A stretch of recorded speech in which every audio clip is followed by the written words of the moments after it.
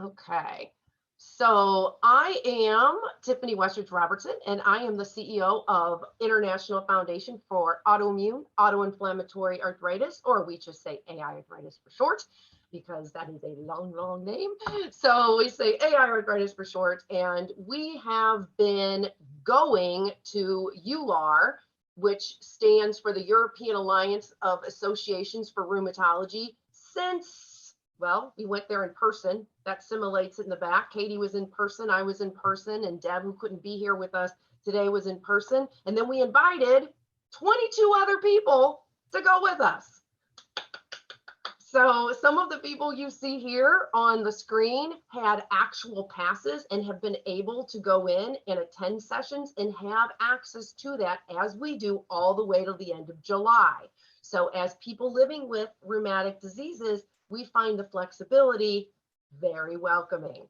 So we don't have to try to bite off everything at a time. The other thing that this allows us to do is meet with all of you, meet with them, and we can start to communicate and share a little bit about what we've learned. With the whole idea is not just to bring back some information, that's part of it, but the bigger reason is the information that we're bringing back is so relevant to all of our lives and what we're doing in our healthcare right now that we're hoping you'll be able to learn, embrace it to help your own healthcare journey. So that is really the takeaway of doing all of this.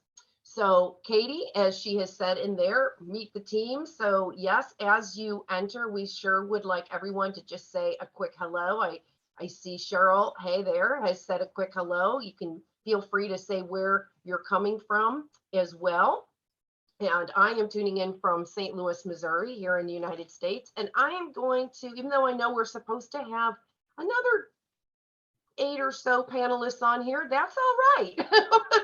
So if they come in and pop in, then Katie will turn on their videos as well. But in the meantime, that's okay. We've got 5 of us here, so why don't we're going to go around and tell everybody just a quick hello and where you're from and what your diagnosis is. And my official main diagnosis is non-radiographic axial spondyloarthritis, but you'll also see Behçet's disease and some other things on my chart. If you would actually look at it, it's a whole bunch of auto. So Katie, why don't you just say a quick hello as well?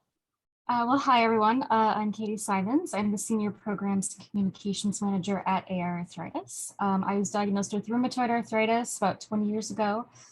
So far, that's the only kind of auto on my list. I am from the Metro Detroit area. And as Tiffany said, this was my first time in person at EULAR, which was very exciting. And I know for others here, they've been kind of going with us here and there. So I'm very excited to kick off this debrief. And I think the next one who joined us was Lee. So I'll pass it over to her to do a quick introduction. Thanks, Katie. I'm Lee. I am tuning in from Charlotte, North Carolina. I've now been with I was so used to International Foundation for Autoimmune Arthritis, the original IFAA. So now getting used to the new, it's like, oh my God.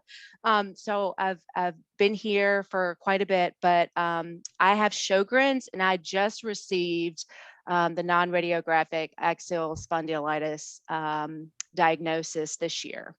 And I've had Sjogren's since 2012. So yay, when you have one, add another. But happy to be here. And I'm sorry, but I'm a fangirling a little bit because Cheryl Crow's here and I love her and I follow her on Instagram. So hey, Cheryl.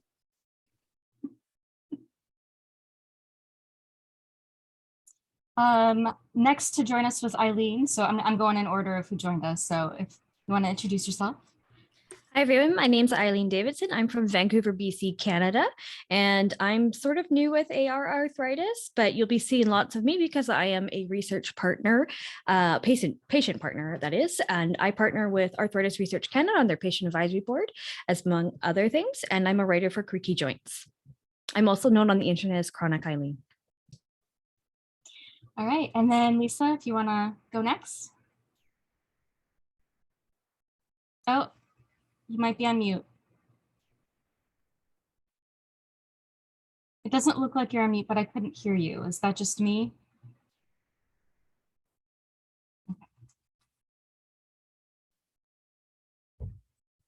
I can't hear Lisa either. Uh-oh. All right, I'm going to try muting you and then unmuting you.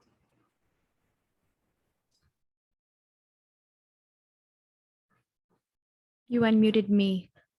Oh, sorry, you guys keep jumping. All right. Okay, try again, Lisa. And Tiffany, you're muted too. Lisa, Katie's going to try to troubleshoot with you. You can hear me, correct? Yes. Okay, and then we're gonna go ahead and move forward. Yes, Cynthia, I see in the comments, only the people who have had the passes and who have been attending the sessions are able to turn on their cameras. So that's why you see a limited amount of people. And we had several dozen who had RSVP'd. So we're hoping that they'll be clicking on, and then your ability to chat will be in the chat itself, which you've been doing. And then as we record this and post it onto YouTube and share it, then there will be other opportunities for people to also add comments and questions. So I hope that that answers the question, and we're going to go ahead and then get started here. So the first thing that I wanted to do is just give everyone a little bit of an overview of what this is. So already mentioned EULAR, what it stands for. And that is, there are really two of the major overarching rheumatology professional groups in the world. There are others, but these are sort of the two major ones, EULAR being in Europe, and then the American College of Rheumatology that's located in the United States also encompasses Canada and very well respected from around the world. So these are the two we tend to see the research where guidelines are created, and guidelines are what are given to our doctors and our healthcare communities and our governments so that they can find the proper therapies to match what is going on in our healthcare journeys. So we religiously go to each one of these each year, and we're glad that we were able to be back in person, and we will be also hopefully as many of us in person at the ACR again in November. So the difference really between the one here in the ACR is that the EULAR conference is extremely patient friendly, and they encourage patients to attend and to interact. And so that's one of the reasons that we are so excited and have the opportunity to bring and pay for 16 other people, in addition to myself, Katie, and Deb, who were there in person, and then an additional half dozen as insiders. So we did share insider behind the scenes videos and things of that nature. So it kind of gives you an insider conversation. So if anybody is interested in having this type of experience on a more intimate level, we definitely encourage you to go to aiarthritis.org/conferences and officially sign up so that you can be an insider when we go to ACR next. So as far as EULAR, they, in addition to having these different pillars, one of the things that I just wanted to point out was that we have, and I mentioned this, but some of you weren't in here, we do have access to these sessions all the way through July. So I know, Katie, there's a second public one that we're going to have. I'm not quite sure of the date, but we'll be doing this again. So we're not going to cover everything that we've learned thus far. We're going to focus on very specifically a few different topics. So the first thing that we're going to dive into is, it actually was a session that was on Saturday. I did not see it in person, but I did watch it on video. And it was called, Can We Induce Drug-Free Remission in Inflammatory Arthritis? How many, if any, of the panelists here, did any of you see that one as well? I don't know if Lisa did or not. I'm still working with Lisa on. Okay, no problem, no problem. And then the reason I'm going to start with this one is because it really encompasses everything that we have been learning for the last few years. So the more you go with us, the more that you're going to have these aha moments as well. And for me, that's very exciting. And what I'm speaking of is the progression of the research. And I know, Eileen, you have gone to several conferences too in the last few years. So this is probably, these themes emerge. And I guess it was about 2 years ago, the first time was at EULAR, and we heard the word remission coming up more, and we heard the word prevention. And we said, what? And these have been, believe it or not, talked about a little bit more and a little bit more every time we have gone. And this one particular session talked a lot about, a little bit about a lot of things. It talked about, I'm trying to pull my notes up here if you're wondering what I'm looking at over here. And I do have a couple slides too, if I'm able to share. I just don't know how tech savvy I'm going to be able to do with that. But basically, it talked a lot. Can you hear me now? Oh, yes, Yes. we can hear you. Sorry about that. And yes, I did the when you asked if I had gone to. Oh, okay, okay. So drug remission, and it was actually a debate. Debates are pretty fun because, you know, what we learned is the rheumatologists that are assigned these debates, it's not that they're experts in one way or the other, it's that they agreed to do the debate and they're assigned a side. So they have to do the research to try to stay aside. So if we ask the question just to start off with, is it possible to achieve drug remission in your disease, which means you no longer would have to be on a therapy, on a biologic, on a disease modifying agent? What would your answer be? I'm curious. People that I can see also in the chat. And also, why do you think so? I know that I've heard of people being able to get to remission and they no longer need drugs. However, there's so many factors behind it, like it needs to be caught early, what their lifestyle was like, stress, what their comorbidities are like. Access to the right treatment at the right time is also incredibly important. We don't always get, you know, we have to try so many drugs before we get to one that actually works, and that can take years. So it can happen for some, but it also can't happen for many others. Well, you hit the nail on the head. So that's what this whole session was about. And see, you didn't even see it. So one of the things, and I'm seeing some of the things in the chat as well, is there is a lot of research that has been happening over the last couple of years that is starting to show that if we treat early and we treat somewhat aggressively, then there are better outcomes and better percentages, better chances that a patient would actually be able to come off of drugs, and that would be called a drug remission, you know, a drug-induced remission. And the reason that I wanted to lead with this one is for a couple reasons. The first is that in all over the world right now, there is something you might hear called precision medicine. And there's also personalized medicine. Some use the term interchangeable. We at AiArthritis do differentiate and separate, especially as the science starts to grow. So personalized medicine being choice, being lifestyle, being how we choose to manage our diseases with our doctor, with others in our lives. It's a personal choice. There's personal factors that go on into this. So if we talk today about diet, exercise, lifestyle, we're talking about personalized medicine. And it could be personalized therapy because not everybody uses biologics or pharmacologic drugs, which we are going to talk about today because there was a lot at EULAR that was not about pharma, which I know is a very strong interest to a lot of people here.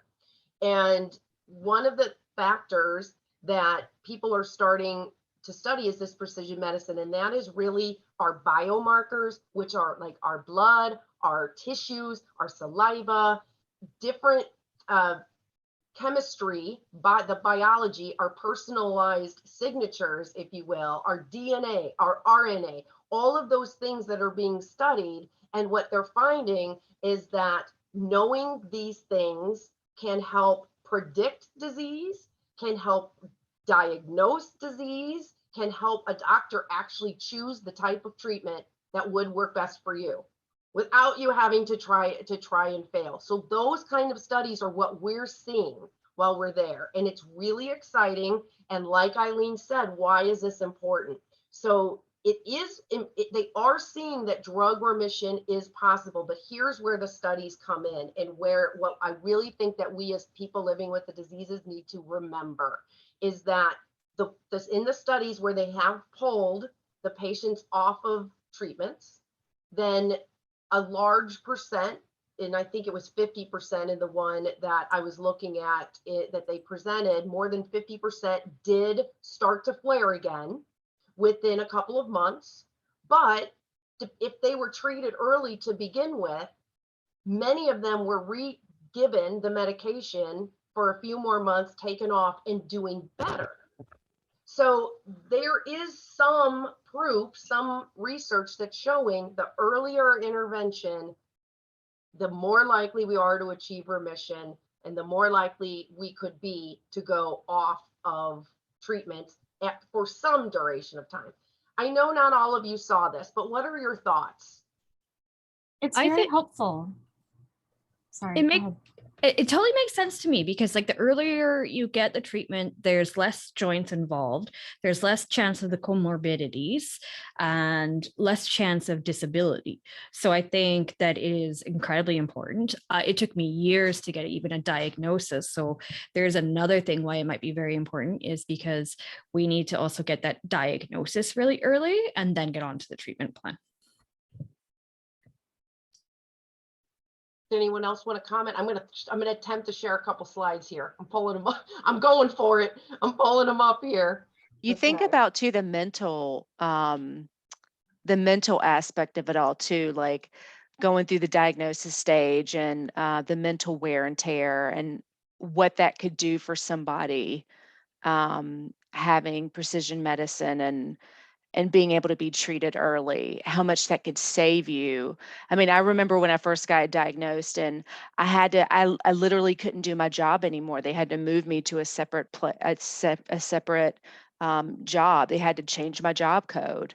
I didn't want to be with my loved ones and my friends because I couldn't do what they were doing anymore. So that, and it's just the mental health aspect of it alone would be awesome. That's such a great point. And ironically, it does tie into some of the stuff that we're going to talk about here today. This the first time I have seen, and those of you who have attended these, have definitely seen a connection between mindfulness come up a lot. But we're going to dive in a little bit here soon on a whole new kind of concept about using almost mind over matter, if you will, as an intervention for pain. Again, really thinking about the non-pharma. And I just am seeing it more and more. And I think that's really, that's really exciting for our community in particular, as many of us have been asking for a long time for alternative methods for complementary medicine. And I know, just again, sorry, going to keep calling you out there, Cheryl, but Cheryl's on, and I know that she does a lot of work in this as well. And we have had her actually on our talk show to talk a little bit about the other types of wellness that's really important. And it's just wonderful to see that it is coming full circle. I'm going to share my screen here really, really fast if I can figure it out. While you're figuring that out, can I point out a red flag that I noticed? Yes. So I was actually really excited that I did notice there was a lot of practical advice in this conference stuff, the golden nuggets that patients can also take away. It wasn't just pharma related research. However, I did notice that with this conference, you can see how many views each session got. And it was the pharma ones that got way more views than the practical ones. So that was a red flag for me, because I really would like to see more rheumatologists taking these sessions that really focus on other, thinking not another pill. Right. That's a great point. Katie, did you have something to add? No, I'm trying to read the comments. Oh, okay. Sorry. No problem. So just before and not another pill is one we're going to we're going to dive into here in just a second. I'm going to turn that over, and I'm not going to talk about this whole session that I brought up because there's so many things that happened in it that I'm going to sort of ping back to it as we go through, because it kind of covered everything. It covered early detection. It covered tapering off of medications. It covered options. It covered mind over matter. It just had a lot. So I'm going to use it sort of as a framework. But a couple things what we like to do in addition to sharing our research or the research that we've learned is we like to take moments to just do a little bit of a take back and an education so that this research makes sense to us. So this research makes sense to you. And so if you hear these kind of terms, you'll be like, oh my gosh, I heard that. So one of the things that we have talked about, or you may have heard me talk about, that I'll reintroduce because it's good for us as patients to know the history. But basically, about 20 or so years ago, 15 years ago, we rheumatologists and people who treated our diseases did a pyramid. And so the pyramid therapeutic model was essentially the first line was diet, exercise, lifestyle. And then you moved to a DMARD, or basically like an ibuprofen or an NSAID or something of, so there was a step up. Okay, so then what ended up happening was around 2010-ish, then they did what's called treat to target. And I think it may say that somewhere. Oh yeah, number 2. So doesn't everyone see my slide? Is it, but no, Katie, yes, okay. So you'll see number 2 is treat to target. So you may have heard your own doctor talk about this. And what this means is they decided, let's start seeing if we're treating earlier with disease modifying agents instead of first with diet or exercise, improves the outcomes for patients. And after a decade of research, what started happening was, wow, patients are not in wheelchairs, or not having to use their assistant devices as much. Things that were sort of big aha moments. Not that there's anything wrong if that is still the case. I have to sometimes use assistive devices. There's nothing wrong with that. I just want to make sure that anyone listening doesn't think we're saying there's anything wrong with that. But what the research was showing was the likelihood of getting to a point where these types of assistant devices or the quality of life used to be less.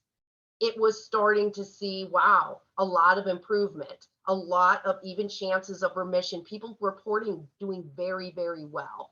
And so they realized, wow, we're onto something. So because of that, this particular slide really kind of stood out to me because it's another way of looking at this. So we had treat to target, and that's when the doctor will also set a milestone with you and say, let's see how you do for this long. And then if you achieve it, great, you stay on the path. If you do not achieve it, then they change things around, right? And then just like we've all sort of already said today, we're sort of hoping this treat to target incorporates other things in there as well as we're thinking about our personalized experience. So in saying that, they introduced, or they mentioned, the step down therapy. And so this is something that they used a lot in cancer, where it was, we need aggressive treatment, we need it now. And they theorized, let's do that with the rheumatic diseases. That's the therapy that they're talking about when we're looking at these early aggressive, let's treat somebody early and see if they go into drug-induced remission. This is what they're saying. It's the step down therapy. I never heard of it, so I wanted to share. I thought that was a little tidbit of interesting information. And then the other thing that I just wanted to share before I turn it over to everyone else, if I can get my screen, I have a lot of, you can see I have a lot of things on my screens here. There we go. So this was a study. Now I know it's like, what is this? So let me just, in very layman terms, explain what we're looking at here. So they did a study where you see on the kind of top upper left here 100. So what they did is they recruited patients who were in remission. So they had already reported, I am in the best health. And then I do want to make a side question to all of you. What is remission to you? So in the chat, please say, what is remission to me? Is it, I am completely free of symptoms? Is it, well, if I just have a few, or if I flare here and there, what is remission? Because that was a big issue here as well. Who says what 100% is? But what you see with the line is, as they were going, the top line is after a certain amount of weeks. So you look at 36 weeks, 40 weeks, you can see that people started tapering and going down. So they weren't at 100% anymore, but the ones who had the aggressive treatment early and were on the biologics were on, you can see right here, it was, okay, so we are on the biologics were the top line. The ones in the middle were methotrexate only. And then the ones at the bottom line were people who were on nothing, who were on just the placebo. They had nothing that they were doing. But what they wanted to point out, and I thought that this was worth saying, is with this treatment withdrawal, even if you look at the methotrexate, which is the green, and you look at the people who felt that they were doing pretty well on a natural, it's still pretty close. So there is some proof that you can go off of these medications and still feel pretty darn good. It's a matter of, what do you think is remission? Because I look at this and I think, well, 100% in 20 doesn't look too good to me.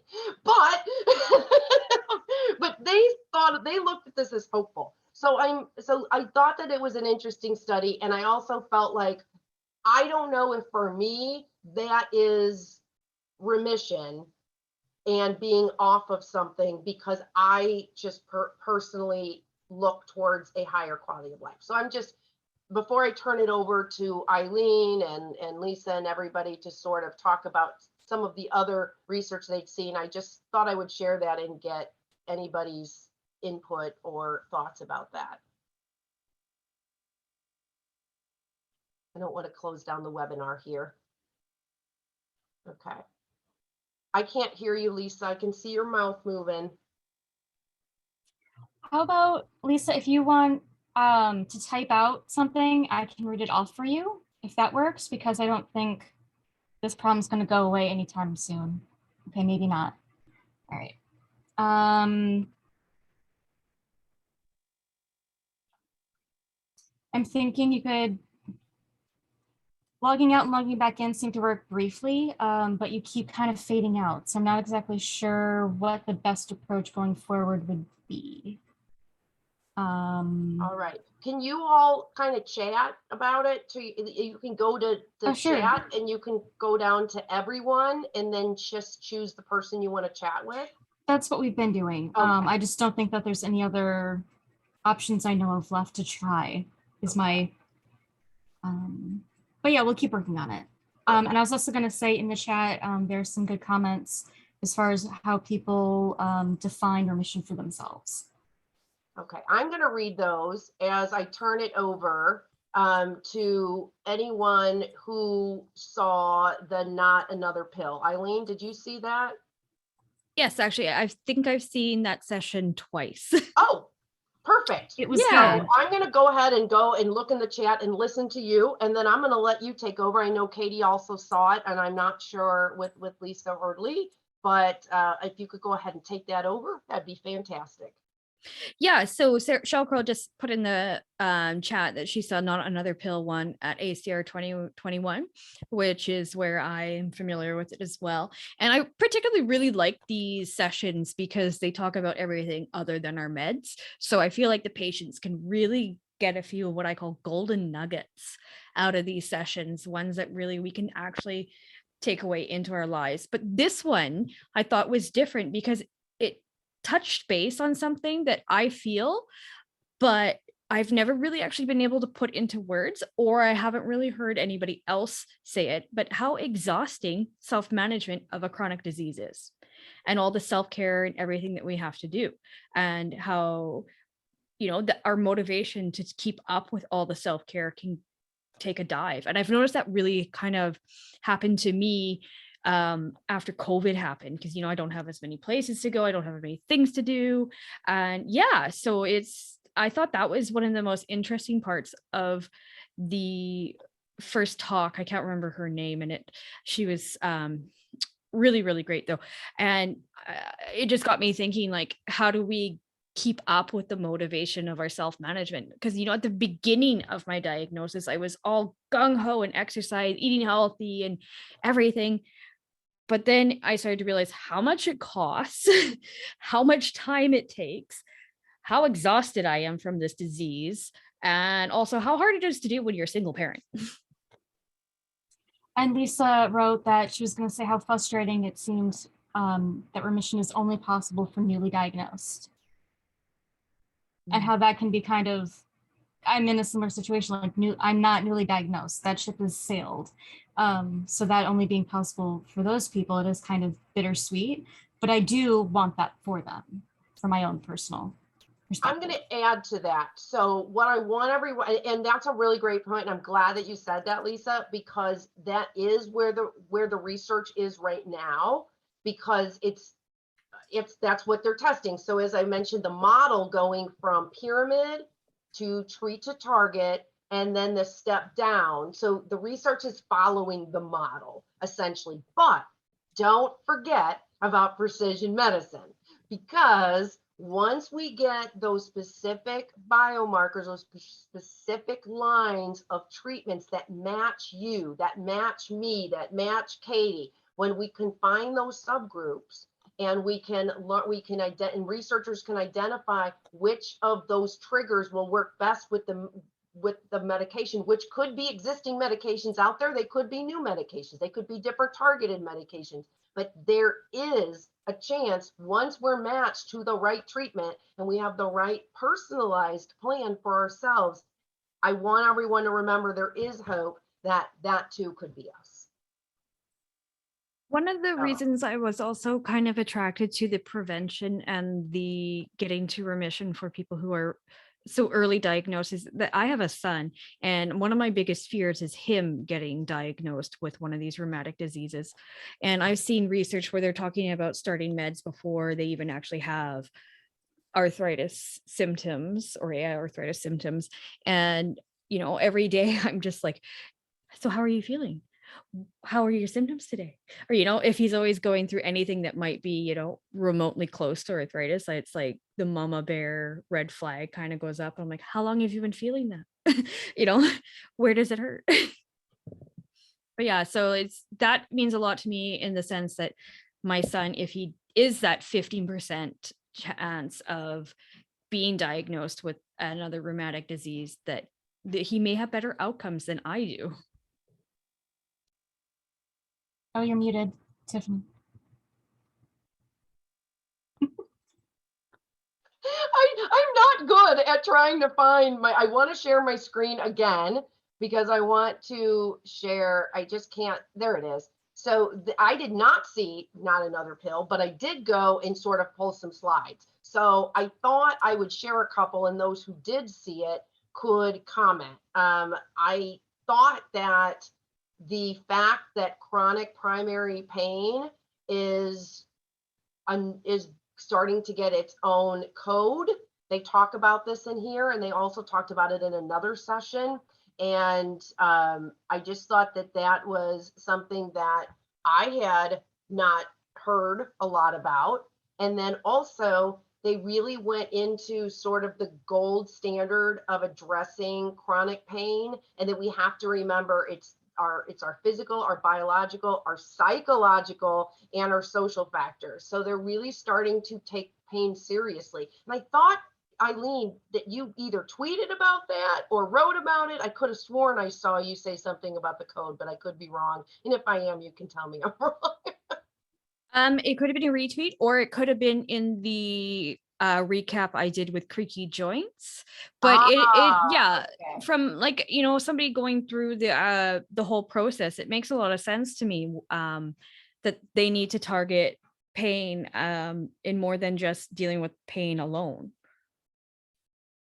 And Katie, you saw these sessions, so is there anything that you can add about the codes? I can tell everyone why that's important. I can go into that a little bit. I think you know a lot more about the codes than I do, but yeah, the session covered a lot. But I'll let you speak about that. I know it did kind of, a lot of people are very excited about this, and the speaker talking about treating pain and what this means as far as believing patients, making sure that their experiences are believed because it is their experience, so you can't tell them what they experience or are not experiencing. Okay, so I'll go ahead and explain that. I'm still sharing my screen. So one of the justifications, from what I understood, again, remember, I did not see this session. So this is me sort of scanning through and taking some screenshots, and based on some of the knowledge that I can take away from this, what I understand, and I'm looking over here because that's where I kind of scribbled down some notes, is that pain and treatments are something now that they really want doctors to take seriously and talk to patients. And there in the United States, there was a very huge, still is, opioid crisis, and in other areas of the world as well. And then when we go into COVID and we start thinking about people being sad and depressed and maybe resorting to some things to help them feel better, all of this has become kind of a crisis on top of a crisis. And understanding that the pain that many people feel, including in rheumatic diseases, it actually takes on its own life. So what happens is every few years there is a new code book.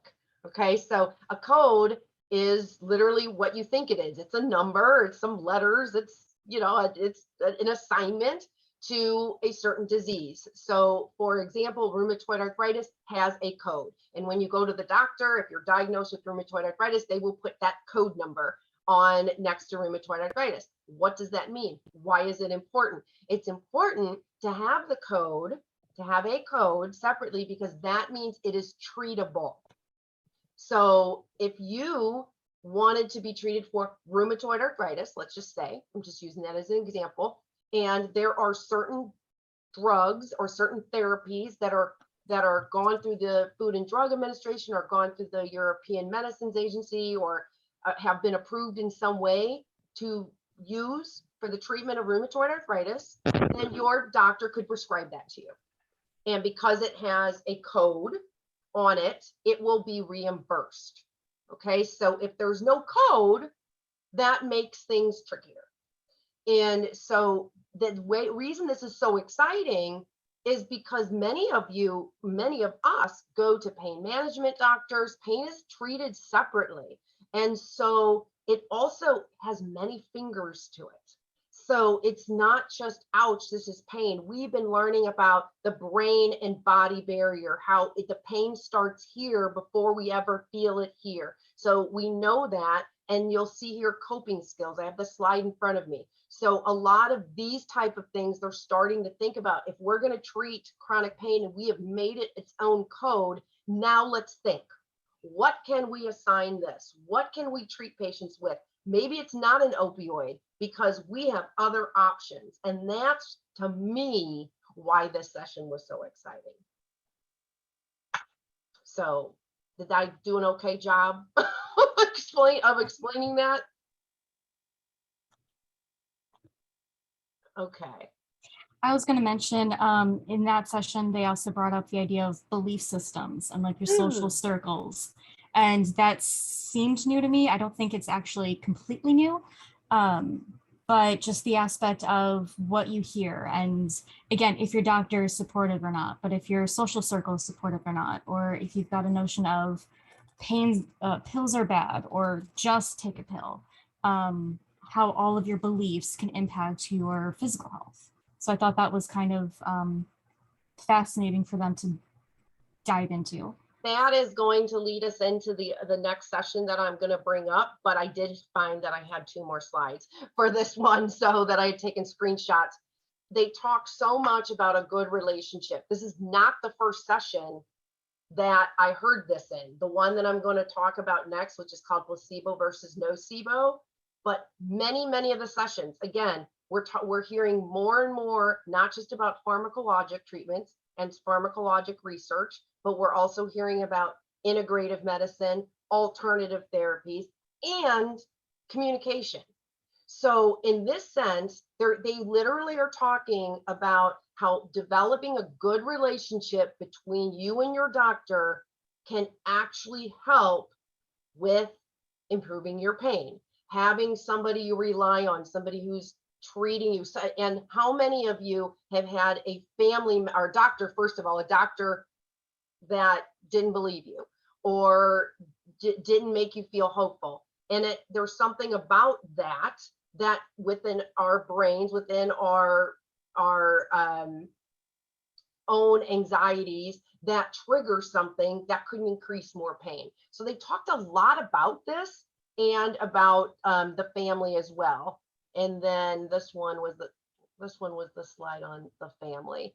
So they talked a lot about this cognitive intervention with your brain and talking and the effectiveness of being validated. How many people have heard, oh, there's nothing wrong with you. Oh, you're just lazy. Oh, I know you look great. So having kind of that validation and knowing that what you're experiencing is real, all of that was what they talked about under this pain management. So I felt like that was really a great step forward in thinking of different ways to manage this. And I'm going to do a little plug, and I don't know if Katie has the link for it, but we did start a support tool, and Eileen was on that one with a talk show where we talked about having different people in our lives and being able to listen to what's important to you, what's important to me. And we started sort of outline, if you will. So that's something that we're working on at our own organization as well, because we do recognize that in order for all of this, the pain, the treatment, the therapy, for all of this to really come together, we also need to know what our family members, what our support network need from us as much as they need from them. So we are working on that actively at our organization. And it is in the chat now. Okay, perfect. All right, so I am going, do we have Lisa on mic yet, or are we just, we're chatting? Lisa, you want to try saying something?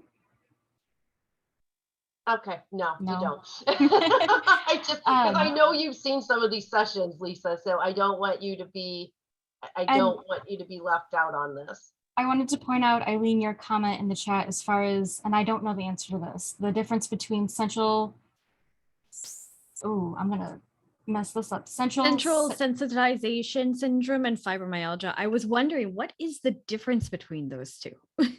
I think I believe it's a heterogeneous group of disorders, which includes fibromyalgia. Oh, because yeah, I That's heard that. that's my understanding, and it would include other things like irritable bowel syndrome and that kind of stuff. So more of like an umbrella term that things would fall under? Yeah, it's like it represents that group of disorders. Got it. Because like fibromyalgia is a pain, it's like a sensory and pain syndrome, and they would group it under CSS. And that's common for people after they have like rheumatoid arthritis or psoriatic arthritis. For me, that was my first diagnosis. I see that a lot. People will get diagnosed with fibromyalgia first, and then they'll get diagnosed with an autoimmune disease, or they'll have an autoimmune disease and they'll get diagnosed with fibromyalgia. I was the opposite. I was RA first, but I really believe I had fibro since my teens. Yeah, So, yeah. Same. Absolutely same. Yeah. Interesting. Very interesting. Something. Yay! New wrinkle in your brain. Yeah. Okay, so I'm going to move on to a session, and then this is, I'm going to definitely be turning it over to Katie and Eileen again after I mention this one. So we have one that was called Placebo and Nocebo. and it was all about mental health and pain management. You're going to see a theme here. So we always see themes. Pain was a huge theme here. And this is, again, we're talking about different ways of managing pain.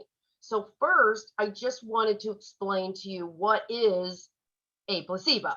So some of you may have heard this term before when you've heard of a clinical trial, perhaps. So often that is what it means is there are two groups. One group is on the treatment.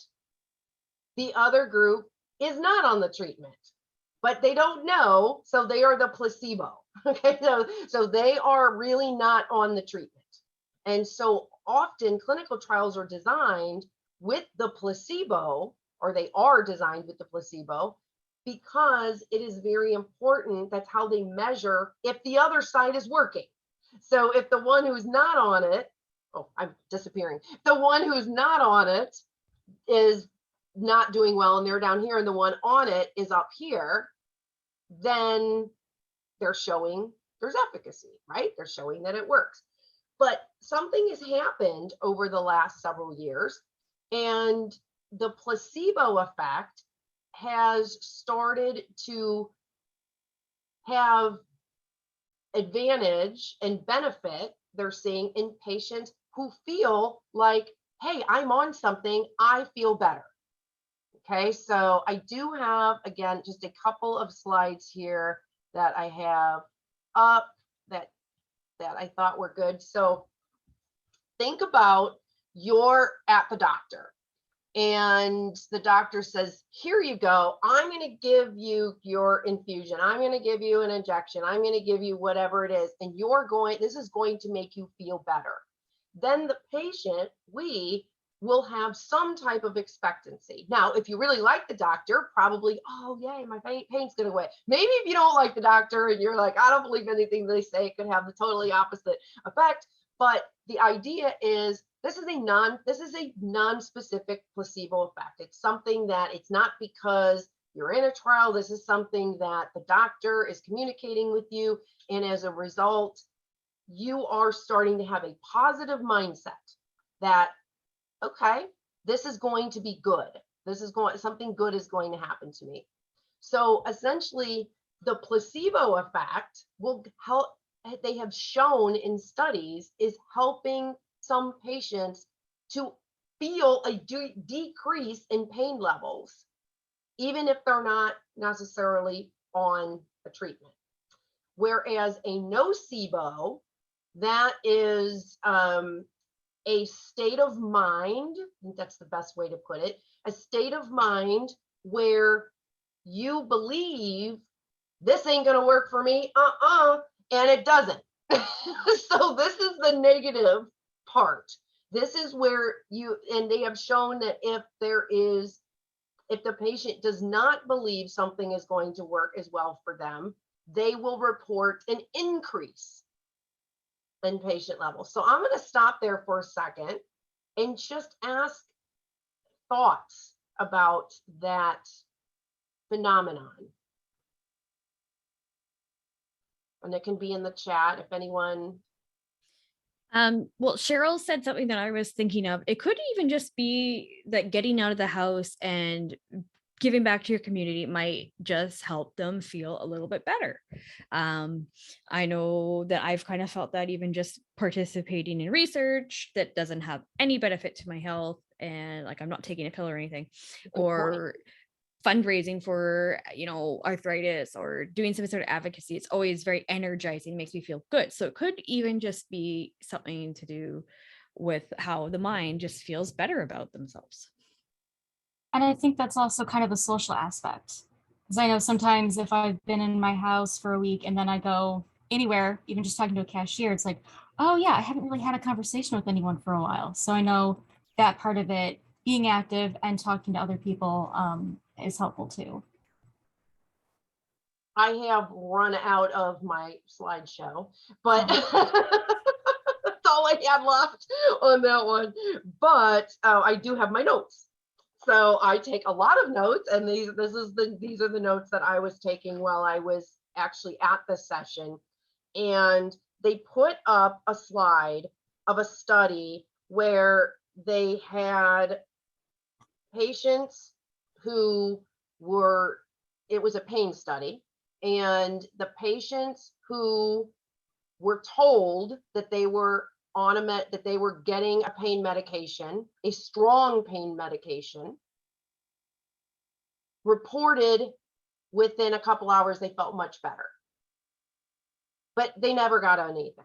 It was just water. It was just saline. And so the reason that that is powerful, and the reason that they were presenting that, is to show that if a doctor and a patient, there is a trust there, and there is the way a patient, way a doctor can talk to you, and the way that you can bring mindfulness and positive thinking into your life and surround yourself with people who bring you up, that there is the potential for some improvement. It was brought up more than once. This was the session they covered it in. I heard this phenomenon in at least 5 sessions I went to. So it's being studied more and more. And they did a study in Europe where there were patients being switched to biosimilars. This is going to be a hot topic here real soon, depending on where in the world that you live. But there's a lot of biosimilars that are coming to market here very, very soon. And many patients will be switched from their original drug to a biosimilar. And if you're worried about that, we're here for you. We have a lot of information to help you with that transition if and when it happens. But in saying that, they tested this kind of theory as well on biosimilars. And what they noticed is that patients who were given information that here's research, here's safety profile, here, even before the switch, they were more they felt that they were having better outcomes. But the ones who were very adamant, didn't feel like they were getting any information, they just were told here's a switch, they didn't feel it worked as well for them. So there was some level of that going on. So I just thought that those were 2 really interesting studies that were going on. And I know, Eileen, you covered in the creaky joints one, because I saw it, it was a study on invalidation. Yeah. That was the person who the person was there at the end of this session and presented that poster. So it ties in very well to this. So I thought you could talk a little bit about that. And it was a patient-led project, which is pretty cool. Let me pull up my notes on Sure. that one. Katie, is there anything, or Lee, that you wanted to throw in? Yeah, I just saw a note from Lisa. I'm sorry, I don't remember how long ago in the conversation this was. She said, when it gets to inflammation and the brain, why do patients feel pain when inflammation is controlled? RA pain has multiple pathways and makes it hard to determine why patients are in pain. Trying to find regions of the brain to help pinpoint whether the patient would do better. Would do better talk or patient. I'm not sure what you meant there. Precision medicine for non-pharmaceutical treatments. And I do know that there was a session about inflammation in the brain that I believe we're going to cover in the second debrief. So I'll probably dive deeper into that then. But then I also wanted to mention Cheryl was talking about the nocebo effect and social media.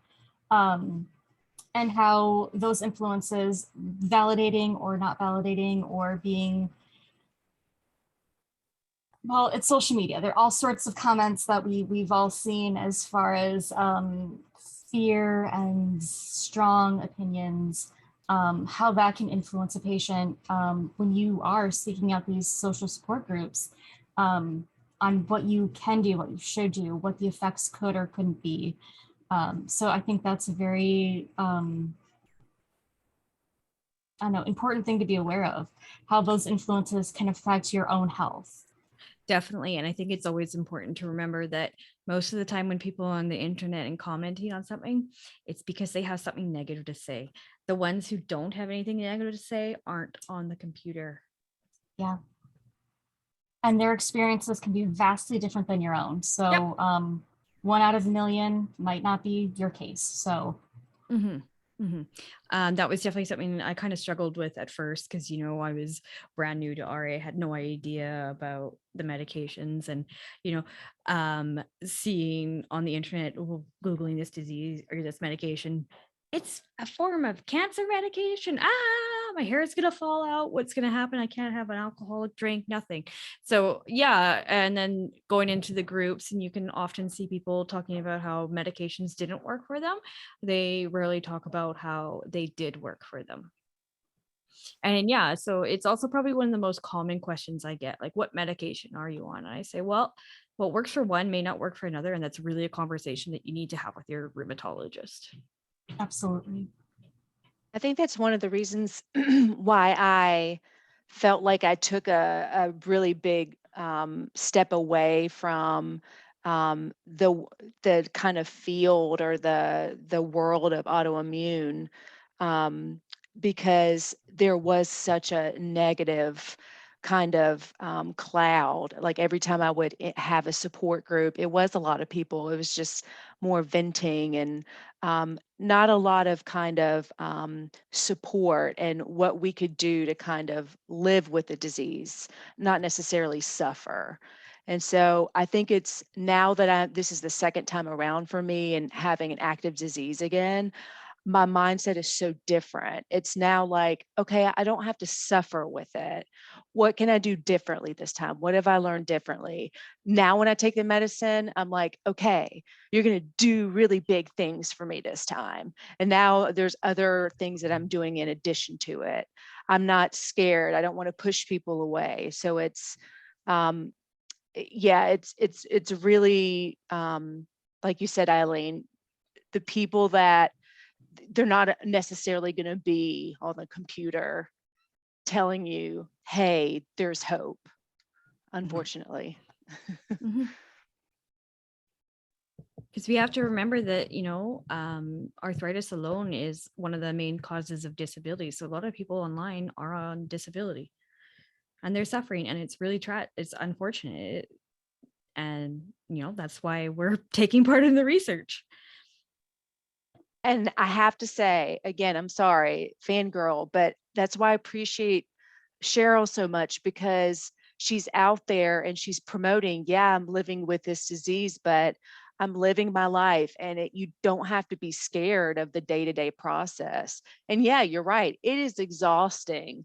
The self-care process, it is exhausting. I talk to patients, I'm a mental health clinician. And so I talk to patients not only living with mental health disease, but those that live with chronic pain. And it is exhausting. But being able to have like that bright light and kind of bring some joy into your life, I think that's my second go around now is kind of like, okay, how can I do that?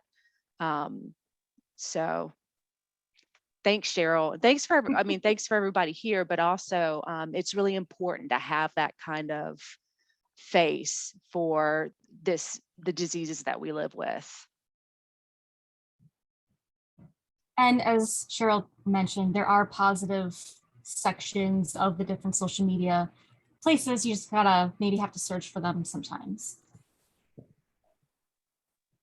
Okay, so I was scanning through my notes, so I apologize if I missed it. Eileen, did you go into the invalidation study or? Yeah, I saw a bit of it. There was a couple things about it that really kind of popped out to me, and it was that they had a massive amount of people take part in this study. They had from over 1,500 responses, and 86% of those felt invalidation. And I think that mostly came from family, then health professionals and friends, and like a social environment.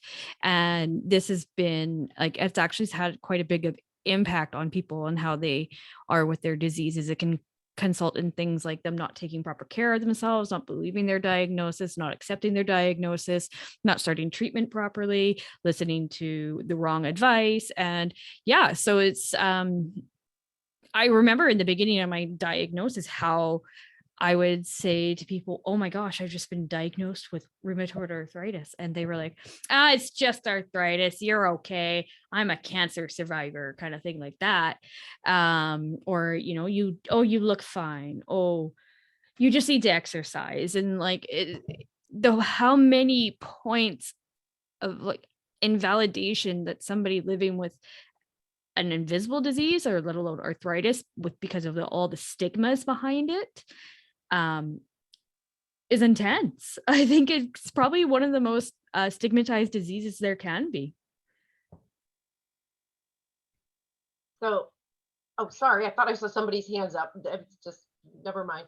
But no, I was just going, that was the study that was at the end of the Nocebo and Placebo. So again, as you're seeing the theme of a lot of what we're talking about today, we wanted to focus a lot on the personalized medicine part of it and mention the precision medicine. We will go more in detail about the specifics of the precision medicine in the second debrief, but I did want to just sort of summarize here a little bit about how much was there on this topic of precision medicine, in why that is really important to understand. So I would have to say 85% of most of the sessions that I went to, somebody was talking about biomarkers. Somebody was talking about matching a patient and their unique molecular signature, how that's going to, so now we're going back to pharma, right? Because we've been talking a lot about the non-pharma. This is very specific to pharma. Get it out. It's late in the day for me. But some of the diseases in particular, as they were talking about that I went to, they were going into psoriatic arthritis, doing certain studies. So when we say IL, so interleukin, and we don't like to go into big words here, but if you've been on these medications, on biologics, you may have seen like TNFi inhibitor, IL 17, IL 23, those are the different targets. That's or inhibitors. They're stopping something from producing, or they're activating something, and that causes us and our immune systems to react in various ways. And the more that these certain drugs come out and explore pathways, it's why I might say, oh my gosh, XYZ, I was on that for 3 months, did nothing. And then Katie will sit here and go, I've been on that 2.5 years. It's the best thing ever. Right? How many times does that happen to us? And so one of the studies that they were talking about in psoriatic arthritis in particular is they were starting to test differences between IL-6 and IL-17. So targeting just fractional differences and how different patients would be responding to that. And they also were talking about how they were able to show some differences based on a patient's biomarkers. And one of the things that they really talked about a lot, and I just wanted to take this opportunity to bring it up, is the power of data, the power of having the information available, especially when we're talking about precision medicine. We've been saying everyone with big capital O-N-E, because in the past, you may have heard this before. We've been talking a lot in our community and in society about diversity and equity and inclusion. And that is very prevalent in research, in clinical trials, and people participating in research. It is very hard to say this drug will probably work 60% efficacy, work 60% great as it comes out of this clinical trial and goes on the market in everybody, if a representation of everybody wasn't there. That's why a lot of these drugs, they come to market and they're only good in about 30 to 40% of us. And why? What works for me doesn't work for Katie and vice versa, even in the same disease. So there are, what I want you to take away from this, without getting into the specifics of, you know, all the, they tested this specific, and it doesn't matter for us to understand that right now. The takeaway is there are many studies underway. It wasn't just in psoriatic arthritis, it was in rheumatoid arthritis. If I have time while somebody else is talking next, I saw another study that it was specific to lupus and Sjogren's, Still's disease. The list goes on, juvenile arthritis. Seriously, the list goes on and on. The research is there, and the precision medicine is focusing on three things. We talked about the prevention. That is one factor of it. And that's where they're starting to say, if you have these particular genes, you have these environmental influences, you have these markers, you are at risk of potentially developing this type of disease, and maybe there's some type of early intervention. I do want to, just because it just came to me, a side note, I was in one session, they were talking about that, in particular, precision medicine and early intervention and at risk. And there have been several studies underway to test, what if we think a patient's going to develop RA and we treat them aggressively? Will they not get it? And there have been a couple studies that published over the last year or so on this. And what happened was the patient did eventually develop it, but they believe it took longer to develop, so it was delayed. Now, I don't know all the science and measurements behind how you determine the onset of delay, but there's also a bigger one that they mentioned that's an international study where the results have not been posted yet, so stay tuned. That will be really interesting to figure out or to hear about. But the point being that all of these different types of treatment types too, it's not just the existing ones on market. There's different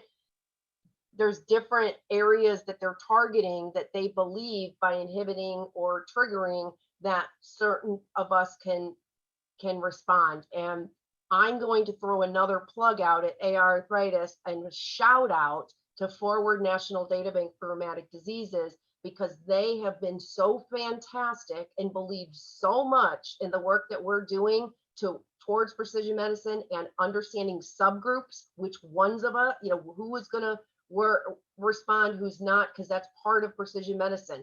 Being able to then figure out the treatment plan. It's not just about prevention or diagnosis. It's about who can we now, all of us who never thought we could be in remission, we possibly can. And Forward has built and is going to be housing our very own AiArthritis databank, so we can conduct our research with them under their IRB, which is the permission to conduct research in very layman's terms.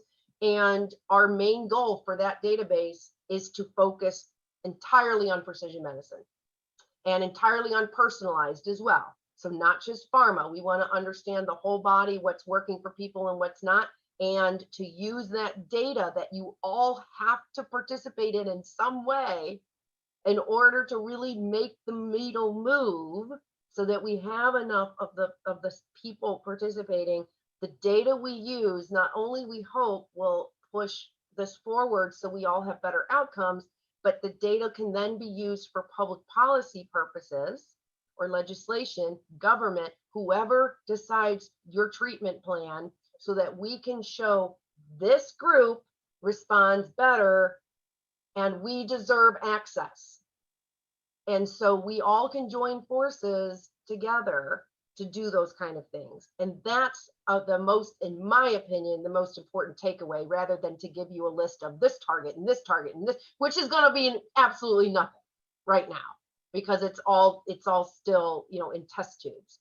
But it's there, and we're going to break out more in the second debrief on some of those specifics and the importance. So if anyone else saw anything else about biomarkers or precision medicine in particular that you wanted to just throw out there, by all means, whether it's the chat or any of you, love to hear it.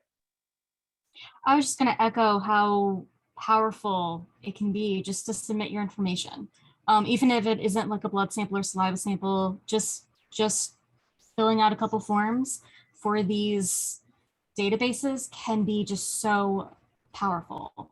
So yes, hopefully once that's up and running, everyone here will be in there and participating and telling everyone else to be in there and participating too. And it was also great. Oh, you're muted, Tiffany. Yeah, but we got to meet. I was just looking at the chat, so we got to meet Caleb from Forward at EULAR, and that was really nice to be able to meet in person with him. So.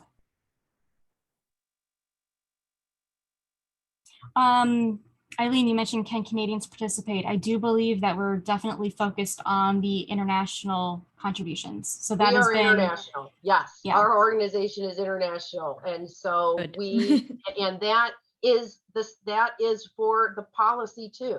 So we might be headquartered in the United States, but we have been talking. We just talked to the leader of the advocacy public policy at EULAR Paris while we were there. Katie was standing there. We talked with them. We exchanged cards, and we said we may be headquartered in the United States, but this is relevant internationally, and the more we expand. So I know Judy's on here from Australia. What time is it, Judy?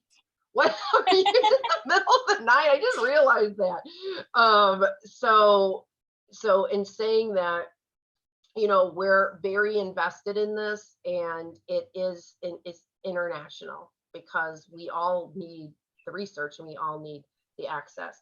There were a couple things that were on our original list that we were going to cover. Deb, as you can see, is missing. So Deb was one of the three that went. Myself, Katie, and Deb were in person. So some of the sessions that she was planning on leading, unfortunately, she wasn't able to be with us. So we are going to serve two of those. We're going to be the brain inflammation, and one of them was specific to fatigue. In saying that, I know, Eileen, it was on aging. I know you saw something on fatigue. We can use it as a bridge for next time because there was a lot on aging, a lot. That was a whole other theme. I have many sessions. I know Lisa's been to the sessions that I'll give like little sprinkles, like a little teaser for next time. But if you want to go ahead and mention, since we can't cover the other fatigue that we thought we were going to cover, you're like, shoot, I got to pull that one up again. She put me on the spot. Yeah, so basically, I had Shannon help me try and figure this one out because it was very scientific language. But it basically mattered to, or boiled down to the point is you don't have to be older to have bad fatigue. And I thought that was interesting because I, as somebody who lives with rheumatoid arthritis, and fatigue is my main concern. I have more fatigue than I have pain. I've always wondered, is this going to get worse? But not necessarily. They're finding that fatigue is higher with uncontrolled disease versus how long the person has had it. And of course, there is the natural getting more fatigued as you get tired or you get older, but it's not necessarily the fatigue will progress worse with the RA. And I thought that was just a little bit of good news because, okay, I could just naturally age and get tired, but this isn't going to necessarily get worse. Anyone want to add? No, to echo that sentiment, I'm glad that they're studying it. And as far as all the aging stuff, again, it's kind of hopeful as far as they're kind of preparing for, I guess, when I get older to how to treat me after so long of being on these medications and this disease. But also I'm glad that they're doing it for people who are already at that age. Do want to bring up one thing though, because it has to do with age and rheumatic disease, but there was two studies that I noticed. One, it was a Colombian study about what was like the main cause of death with people with rheumatic disease, and infection was one of the highest ones. And one of the, I guess, I don't want to say golden nugget for this one, but an important fact that I noticed from that study was that they said it was common for middle-aged younger women to be getting the infection and passing away from it in rheumatoid and lupus. So that just kind of really opened my eye and made me think that I believe rheumatologists need to really educate patients more on what it's like to be immunocompromised. A lot of these deaths were they were on immunosuppressants like methotrexate and Rituxan. So that is something that's important because I don't remember being well educated on what it meant to be immunocompromised at the beginning of my diagnosis. Is actually, I really learned the hard way through that was because of the COVID pandemic. And then another thing that kind of shocked me because it has to do with something that I thought would be more so happening when I got older, but heart disease can happen in women our age as well with RA, and so can lung disease. So there needs to be testing no matter what age you are with RA. That's actually something I wasn't planning on talking about, but that's how these debriefs. I became British all of a sudden. I don't know what just happened there. These debriefs role is, it's natural. It's coffee talk. It's we watched, we're talking, we're sharing. They're not scripted. So sometimes things just pop up. So I'll just kind of divert back. But AiArthritis is the United States representative for rheumatoid arthritis at the RA Global Network Coalition, which is led by Cheryl Cohen at Arthritis Consumer Experts Joint Health. Holla to Cheryl, doing a great job. So we had a pre-meeting before it started, and I went there and got to meet people from Israel and Ireland and Australia. And it was just awesome to be in the same room with everybody. And they talked a lot about what you just said, Eileen. Actually, John Esdale, who I know you're familiar with, Eileen, who led arthritis research. I live in the same city as John and Cheryl, so I do know them. So he was the guest speaker at our coalition meeting, and he talked about how it's such a critical diagnosis of the heart disease in rheumatoid arthritis. That if you have RA, and this is not just RA, that we've seen this in many sessions over the last few years for name one of our diseases. I don't know the exact percentage on the other, but I know it regardless if it's lupus or psoriatic or we've seen research. He said 50% increase in having a heart attack unless early intervention with the proper treatments. I just thought that was a staggering number, and it really opened my eye, to be quite honest. And he talked about how in Canada, they're doing a really good job of making sure that rheumatologists talk to their patients early on about the potential of heart disease and our risks, and how it's all because of inflammation. That's what is going through our body and attacking the different areas. That's why these are systemic. And knowing that, very important that we talk to our doctors about it. So that was just something that I wasn't planning on bringing up. Did you want to say anything else about that? Because if not, I will. Yeah, I'm looking at the thing. Me neither, Cheryl. Yeah, I think if your rheumatologist doesn't bring it up, then you need to bring it up yourself. I haven't brought up the heart issue to my rheumatologist yet, but having attended previous conferences and noticed the lung talk as well, I have asked for lung testing, and luckily it came back perfect, but I was also really exercising and everything then. But yeah, rheumatologists aren't always going to ask you the questions you need to be able to hear. So sometimes you have to advocate for yourself. I always go there after a conference, especially have a bunch of questions I've been curious about from things I hear from these conferences. And unfortunately, it's these conferences I'm learning about them versus my own rheumatologist. Right. Well, that's exactly why we need to go. Sorry, Katie. I just got excited.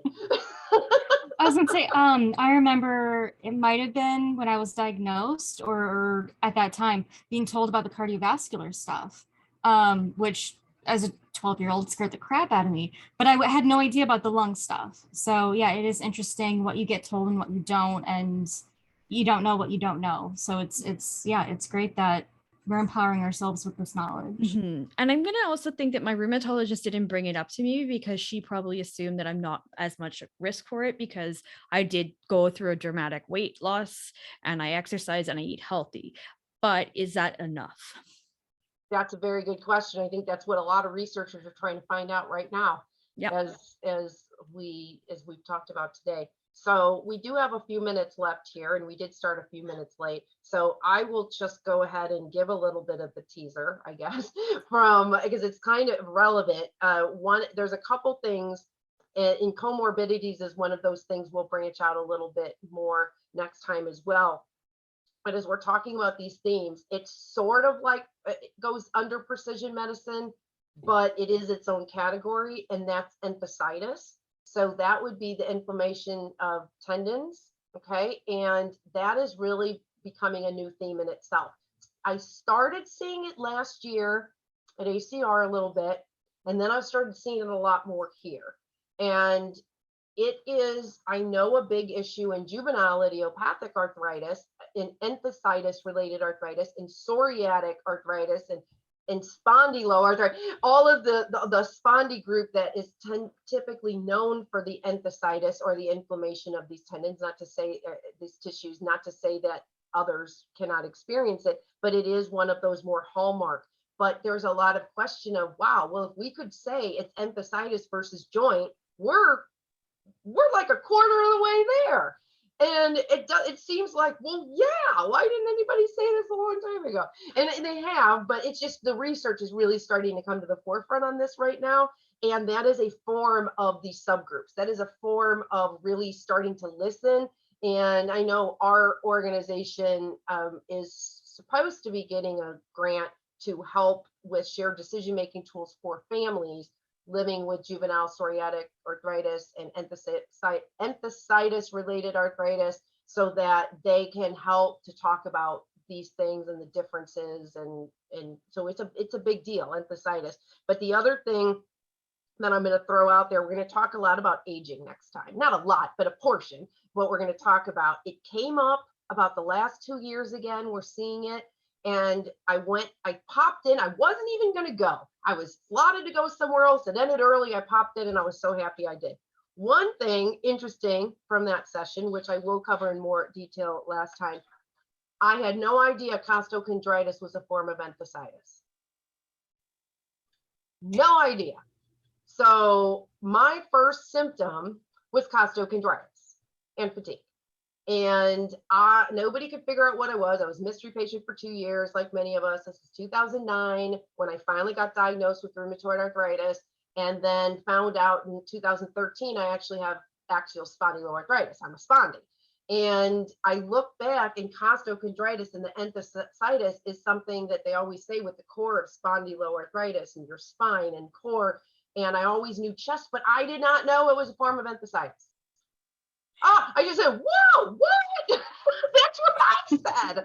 I was like mind blown. So and I didn't know what that was at first. So do you want to like remind everyone what exactly that is? Inflammation of the tissues that are kind of between your rib cage and here, and it feels like you're having a heart attack. I literally, my mouth just went when I saw that. So that was a big one that came out of the session, which again I'll talk about more. But they talked about, it said the elderly. So the name was a little off because I thought they were, it was just about maybe the brain balance, function, and aging, but it wasn't. They talked about 2 subsets, and that we are focusing on aging because all of us who are not of certain age, who will become elderly, we're a whole new generation. We're the first ones to go from biologic all the way through adulthood, through aging. It's the first time that's going to happen. And there's a lot of questions coming up when it comes to comorbidities, medications, using different medications for things that are your disease related or not, that normally come with aging. It was so fascinating. So I'm teasing you here because you got to tune back to hear all of the rest.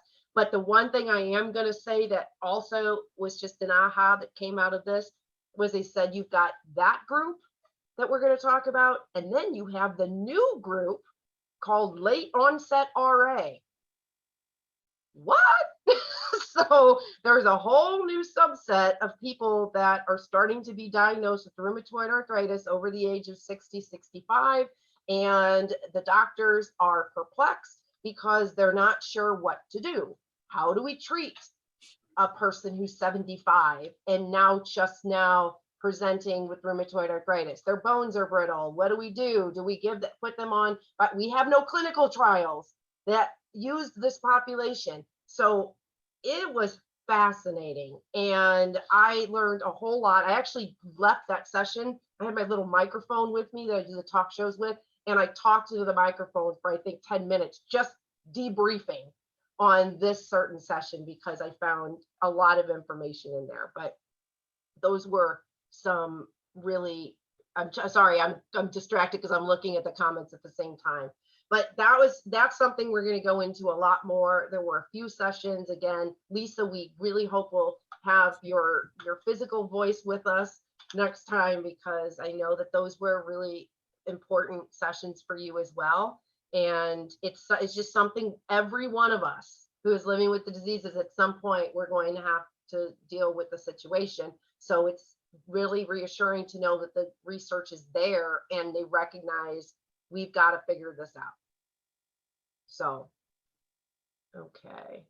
All right. So that wraps it up. And again, for those of you who are new to our debriefs, there's a lot of conversation that we have because we are persons living with the diseases, and we're not here to give you this cluster of scientific information that may not make any sense. We're really just diving in to the takeaways and why it's important, and having conversations with each other so we can continue having these aha moments and, oh, wow, didn't know that. What should I be asking my doctor? And through these conversations, our hope as an organization is to then start to identify, okay, let's talk more about this. Oh, maybe we should be looking more into this. And that helps us to create resources to then give back. So we have to thank everyone, the people going with us, you going with us who are tuning in, those who are watching this as a recording and will submit comments later or ask questions. We have to thank you, because if you don't participate, we don't know. And it takes all of us to talk to figure out the missing information. So I'm gonna say bye-bye. That was it for me. I'm going to let everyone else say a round of goodbyes as well, who are on the panel and in the chat. Yeah, I just wanted to, again, thank everyone for participating, coming, going with us, keeping the chat so active and engaging. And yeah, it's a great group to be a part of. Good night. My brain fog is raging. All right, Lee. Bye, all. Thanks so much. Lisa, I have to go eat my Wade. gluten-free pizza. Yummy. All right. Okay. All right. Thank you, everyone. And again, we'll share a outline of the things that we'll be covering next time. And when this recording is completed, it will be available publicly on YouTube so that you can share, and we will also chapter it out. So you'll be able to just click on the things you might want to share. So, all right. Ooh, salmon burgers, pizza, yum, yum. All right, I'm hungry. I'm gonna go eat dinner. So, by the way, that was such a teaser, Tiffany. Like, I can't wait. Like, I'm excited. I'm really excited. Right. All right. Okay, everyone have a good night. We'll talk to Bye. you later.